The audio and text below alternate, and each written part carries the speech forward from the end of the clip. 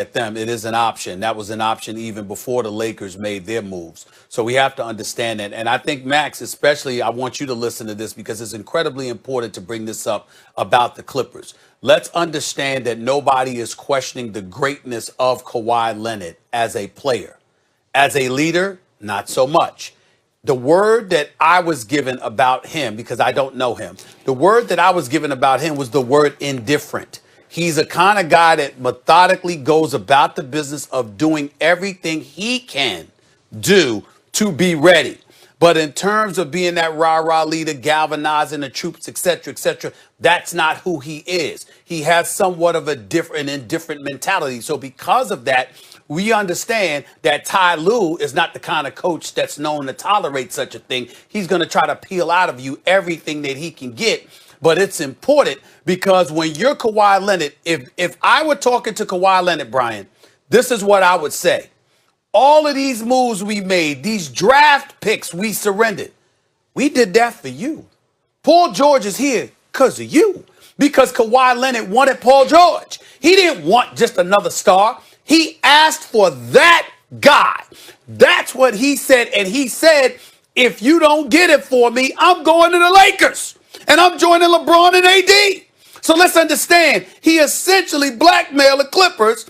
That's why they gave up all they gave up to get Paul George, because they knew that's what it was going to take to get him. You put a franchise through that, you owe them more than 25, 26 a game. And I'm just going to be indifferent. You got to exhaust everything inside of your soul to make sure you do everything humanly possible to deliver a chip, because they did all of it, of course, because of your greatness as a player, but they did all of that because you asked for it. You got to step up if you Kawhi Leonard, period.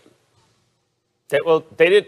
I mean, if they wanted Kawhi, that was the cost of doing business. No one made them do it. They chose to do that. I don't know if he owes them all the things, but I'll say this. I think a lot of I hear what you're saying about Kawhi and his personality. We are talking about a two-time Finals MVP with two different franchises, but I do hear what you're saying about Kawhi and his personality. To me, the bigger problem on the Clippers than that is, and I think Rondo actually addresses both these needs, whatever you're looking for, who is organizing their offense? Like, if Kawhi is sort of your de facto point guard because Patrick Beverley's not really a dynamic playmaker, that's not ideal. It's not ideal. But if Rondo is organizing your offense, and whatever he is in the regular season, he is a stud every time in the playoffs because he knows all the plays, right? This is like the coach's time. Rondo's like a coach. If you have a more dynamic playmaker who hooks up his teammates like Rondo, then Stephen A., you kill two birds with one stone. Not only do you get your leader, but you also get a guy who can organize your offense, turning Kawhi Leonard into an offensive weapon instead of like a de facto point guard. Well, that's why I reported weeks ago that Rondo wanted to go there. And remember, I told you that before Rondo came on the show. And then you asked Rondo about, and I asked Rondo about whether he was married to the Lakers or was he open to moving. And he said, yeah. So we understand that. Plus, Kawhi Leonard has been behind the scenes telling folks they need a point guard. Wendy, you know this. He didn't tell them to get rid of Patrick Beverley, but he said we need a prototypical point guard to run a show. You know, the orchestrated offense. Well, in the end, Wendy, I'll give it to you by simply saying he's got to step up, period, because he does owe them everything. Like, he got to give it to them.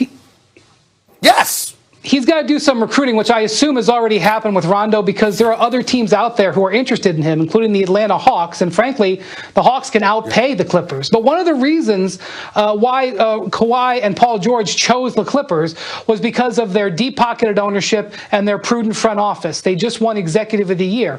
So, and these guys, by the way, just made a couple, and they were small deals, but the deals that they made on draft night, acquiring 4 second-round picks and Luke Kennard in one deal, and then picking up the 33rd pick in the other, in another deal.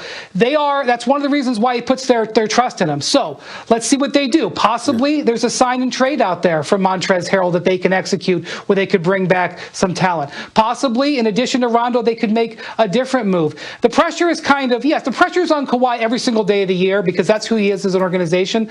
But it's really now on the creativity of that front office. And that front office has proven time and time again they're up to the task. So now they've got to deliver. And this next 72 hours or so, a lot lot is going to happen with the power structure in the NBA, and the Clippers are going to have to really go to work, and I expect them to do so.